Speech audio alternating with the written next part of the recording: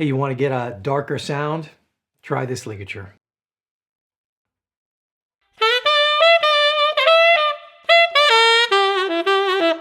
Well, you hear that, man? No, it's huge. No, the difference is huge. Yeah, I think I hear a difference. No, man, it's huge. Trust me. Really, really dark sound. Now try this one. All the best sax players on Instagram use this. Go on. Whoa, man. Did you hear that? You know who you sound like with that? Michael Brecker. Really? Kinda sounds the same to me. No. Brecker. Try this.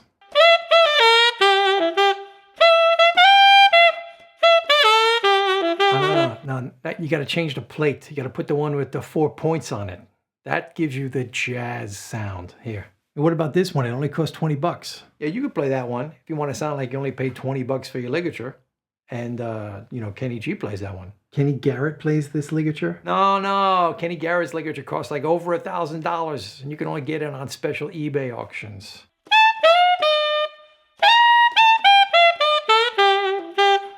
Hey, BetterSax players, Jay Metcalf here. Today I want to talk to you about ligatures. You know, that little device that holds your reed onto your mouthpiece. There are so many to choose from, and apart from the cheapo 2-screw model, each one claims to do something to improve your sound in a whole range of ways. In this video, I want to tell you what's important to me when choosing a ligature and why they matter, but it may not be for the reasons you think. I'll also tell you the ligature I'm currently playing and why. So I've got quite a few ligatures that I've collected over the years. Most of them last a lifetime, so they just sort of accumulate over time. The diameter and shape of different mouthpieces vary, so sometimes you have to get different ones to fit different mouthpieces. For example, my metal mouthpiece ligatures won't fit on my hard rubber mouthpieces, and some mouthpieces just have an odd shape, like these Auto Links that have a ridge on the top. Sometimes you may even need to get a ligature for another instrument to fit your mouthpiece. For example, I use a clarinet ligature on this alto sax mouthpiece and a tenor ligature on this baritone mouthpiece. If you've been playing the saxophone for any length of time, you've probably heard from someone at some point that you should get yourself a nice ligature to improve your sound or the response or the articulation or whatever. Maybe you read this on the internet somewhere, or you heard it from your teacher or a salesperson in a music store, or just another saxophone player. Now let's have a quick look at some of the amazing things that ligatures can do for your sound, according to the companies who make them. Perfectly centered sound. A rich, colorful sonority which produces great resonance. Pressure along the fiber of the reed facilitates an unbelievable blowing ease.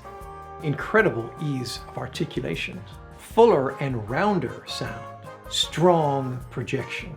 Precise sound control. More defined harmonic partials. Fine-tuning sound color. This ligature generates a range of sympathetic vibrations that enhance the player's sound. Will be perfect for those who don't want to work too hard to produce a free and deep sound. This one I love. Sound waves travel much faster and without loss through the more homogenized metal alloy, resulting in a richer and more natural sound with improved resonance. Excellent intonation, response, projection, and articulation. Adjustable tone. Freedom from the paradigm of dark or bright. Durably constructed of high-tempered, impeccably polished space-age metal alloy. The platinum is as beautiful as a fine piece of jewelry. I mean, I don't even know what a lot of that is supposed to mean, and let's face it, it's mostly just bullshit, right? Okay, nobody really believes any of that stuff anyway, right? And they have to write something on the box. But I have to draw the line when it comes to the platings. One ligature claims that silver plating gives a brighter sound, while another company's ligature, the gold plating version, gives a brighter sound. And a third company says something altogether different. That's like saying the color of your car will make it go faster. Can we all just agree that the color and the paint and the plating on a ligature has absolutely no impact whatsoever on your sound?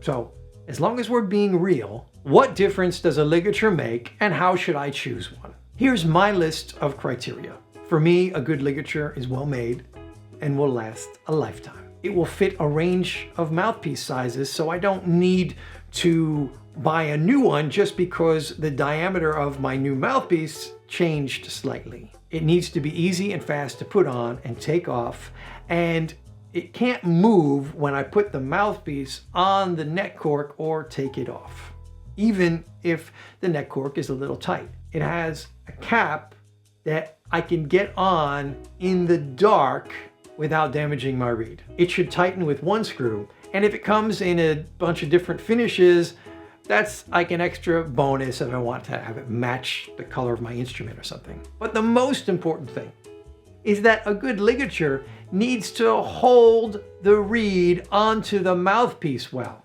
Now, there are some very popular ligatures out there that have some quite glaring faults that I'd like to point out right now before moving on, just to give you an example of what I don't like in a ligature. This is the Silverstein Works Cryo 4 ligature. It costs like somewhere around $300. So at that price, it should be really, really good at holding your reed onto the mouthpiece, right? Well, after about a year of using this, it's stretched out so much that if I so much as touch my mouthpiece to try to turn it on the neck cork in any directions, it just slips off. And that's all the way tightened up. I did get in touch with them. I'm still waiting to hear back from you guys on when you're going to replace this for me.